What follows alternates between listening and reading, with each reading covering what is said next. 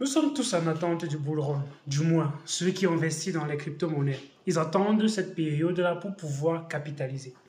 Capitaliser dans plusieurs sens, parce qu'il y a certains qui proposent des services blockchain et pendant cette période, la consommation des services qu'ils proposent se fait encore beaucoup plus accentuée. Et c'est un peu dommage de voir comment, pendant le bear market, où il faut se préparer pour pouvoir récolter justement pendant le bull run, plein de personnes vont plutôt relâcher l'écosystème crypto-monnaie, ce qui est plutôt dommage. Alors que c'est la période pendant laquelle il faut moissonner, il faut s'aimer, il faut moissonner, labourer. Et après, maintenant, quand ça va porter les fruits, c'est généralement quand il y a de gros afflux d'argent. Et les gros afflux d'argent, c'est justement pendant le bull run. Dans cette vidéo, je vais te parler justement de quelques éléments palpables que tu vas remarquer à chaque début de bull run. Chaque bull run, il y a justement ces mêmes causes-là et ces mêmes effets. Le premier critère, la première chose que tu vas voir, c'est qu'il y a plein de chaînes YouTube qui vont commencer à se créer. Plein de chaînes YouTube qui étaient mortes pendant le bear market parce qu'ils étaient justement là pour se faire de l'argent, vont disparaître parce qu'ils ne sont pas là dans la consistance, ils n'ont pas la connaissance, ils ne sont pas là pour faire des recherches et vous apporter la consistance. Il y aura donc une certaine facilité pendant le bull run. Chacun va parler de n'importe quelle crypto-monnaie et du jour au lendemain, ça va faire x2 et on va lui donner de la crédibilité.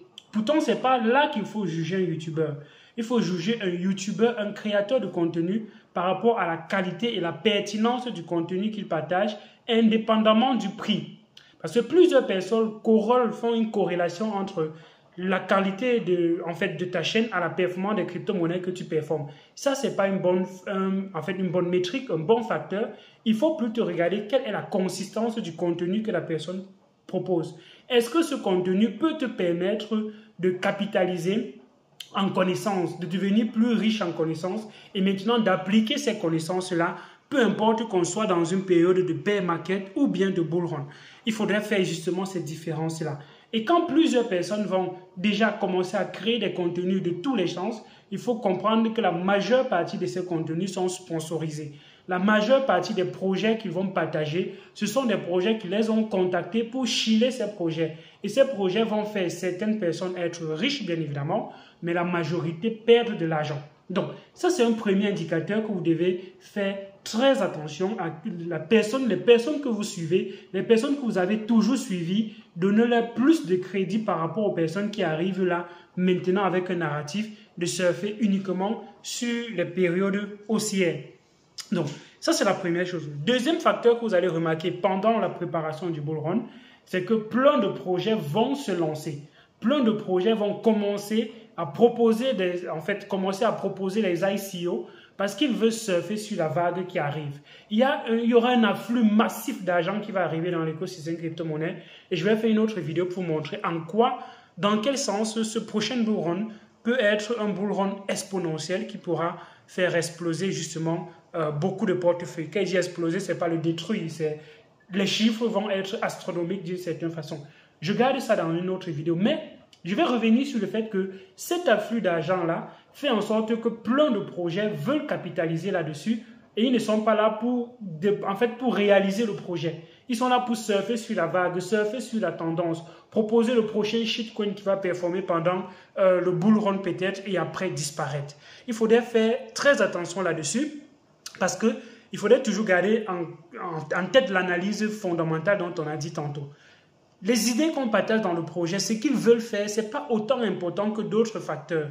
Il y a des facteurs qui sont plus importants. Les personnes qui sont derrière, comment est-ce qu'ils communiquent? Est-ce qu'ils sont simplement là pour te dire, nous sommes la prochaine crypto-monnaie qui est le troisième élément qu'il faudrait justement observer pendant cette période de lancement de projet, de préparation de bull run. Plein de projets vont venir avec l'idée de vous avez raté telle crypto-monnaie, alors saisissez cette autre opportunité. Vous cherchez peut-être le Shiba Inu, le prochain Shiba Inu, alors voici telle autre opportunité. Faites très attention avec ce narratif parce que ce n'est pas un narratif qui est consistant. Ce n'est pas un narratif qui est basé sur quelque chose qui va durer. C'est quelque chose qui va simplement surfer sur une tendance et disparaître. Comment est-ce qu'on peut reconnaître maintenant les projets qui vont performer pendant le bull run? Je vais revenir là-dessus dans une autre vidéo. Ça, c'était le troisième facteur. Le quatrième facteur, c'est de regarder les projets qui étaient dormants. les projets qui étaient tout à fait dormants, certains vont commencer à se réveiller. Pourquoi? Parce qu'il y a des personnes qui investissent dans ces projets depuis un bon bout de temps et qui sont prêts maintenant à payer pour que les personnes vont en fait faire en sorte que la crypto-monnaie se réveille. Et quand la crypto-monnaie va commencer à se réveiller, les personnes vont commencer à acheter en se disant c'est la crypto-monnaie qui dormait, maintenant c'est en train de se réveiller. Pourtant, ils sont en train de faire comme ça les mécanismes de pump and dump dont on a vu dans la vidéo, le live concernant les ANAC. Si vous n'avez pas regardé ce live, allez le regarder. Il est plein en connaissances, il est plein de connaissances. Vous allez comprendre justement comment les mécanismes de pump and dump fonctionnent. Donc, ce n'est pas parce qu'une crypto-monnaie dormait depuis qu'elle commence à se réveiller pendant le début du bull run que vous allez penser que c'est quelque chose qui est intéressant. Regardez toujours les raisons pour lesquelles la crypto-monnaie se lève. Et si généralement vous ne voyez pas des raisons de développement, de partenariat, de communication, de mise à jour, de changement du protocole, ainsi de suite, si ce ne sont pas les raisons pour lesquelles la crypto-monnaie se réveille, faites très attention, ça veut dire que ça ne se réveille pas pour des bonnes raisons. Ça se réveille peut-être simplement parce qu'il y a des gens qui sont tapis dans l'ombre, qui sont en train de manipuler les prix pour que ça monte artificiellement et ils vont donc profiter pour faire dumper leur bac et sortir du marché parce qu'ils ont attendu longtemps et ils ont peut-être beaucoup plus à perdre que vous qui avez 100 $, 200 $ et ils ont peut-être 1000 $, 2000, 10 000 $ dans cette crypto-monnaie. Ils sont prêts à tout pour récupérer leur argent. Donc, faites très attention avec les projets que vous allez suivre pendant cette période-ci. Ça, c'est le quatrième élément que vous pouvez regarder pour voir si on est en début de bull run. Cinquième chose que vous pouvez regarder quand on est en début de bull run, c'est que les médias qui ne parlaient pas de crypto-monnaies vont commencer à parler de crypto-monnaies.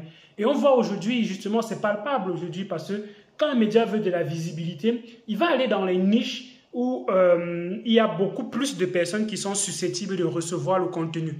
Et donc, ils vont commencer à parler des crypto-monnaies, pour avoir de la visibilité, pour attirer le trafic sur leur site. Et là, vous comprenez justement qu'on est en train de débuter le bull run parce que toutes ces médiatisations-là, tous ces partages de contenu, tous ces afflux de personnes-là, ça va donc drainer la crypto-monnaie au devant de ces personnes-là. Ça va donc pousser la crypto-monnaie au devant de ses utilisateurs potentiels.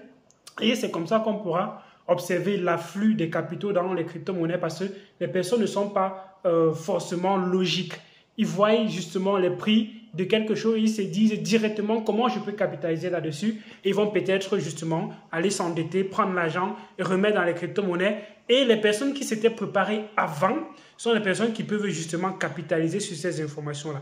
Je ne suis pas en train de dire que ce sont des systèmes de Ponzi et tout. C'est comme ça que le marché fonctionne de façon générale. Si tu as l'information, si tu t'es préparé bien évidemment, dans tout marché, quelqu'un qui vient à 5 heures acheter va revendre à midi le soir et se faire de l'argent. Est-ce que c'est une chaîne de Ponzi? Non, c'est capitaliser sur les informations. Tu capitalises sur le fait qu'il y a cet effet psychologique qui arrive là et les gens vont réagir de cette façon et toi tu te positionnes bien avant.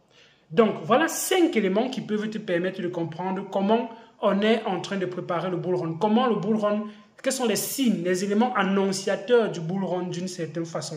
Et si tu regardes ces 5 éléments-là, et tu vois que tous les éléments sont déjà liés, et qu'il y a forcément tous ces 5 éléments-là qui apparaissent, alors tu es déjà en mesure de comprendre qu'effectivement, le bull run est imminent. Est-ce que le bull run est donc imminent? Je te pose la question, tu me réponds ça en commentaire de cette vidéo, like et partage. Si tu veux des formations, pour préparer ce bull run justement, il y a la formation, le pack qui va te prendre 3 meilleures de nos formations et te donner ça en un seul pack à un prix unique de 120 €.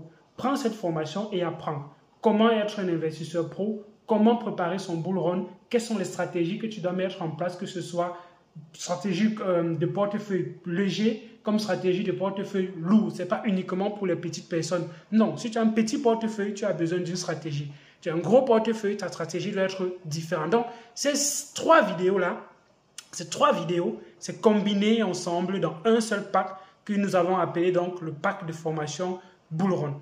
Dis-moi ce que tu penses en commentaire de cette vidéo, like et partage. S'il y a un autre élément déclencheur, annonciateur du Bull Run que je n'ai pas dit dans cette vidéo, mets-moi ça en commentaire de cette vidéo. D'ici à là, porte-toi bien et à d'autres vidéos sur la chaîne. Ciao.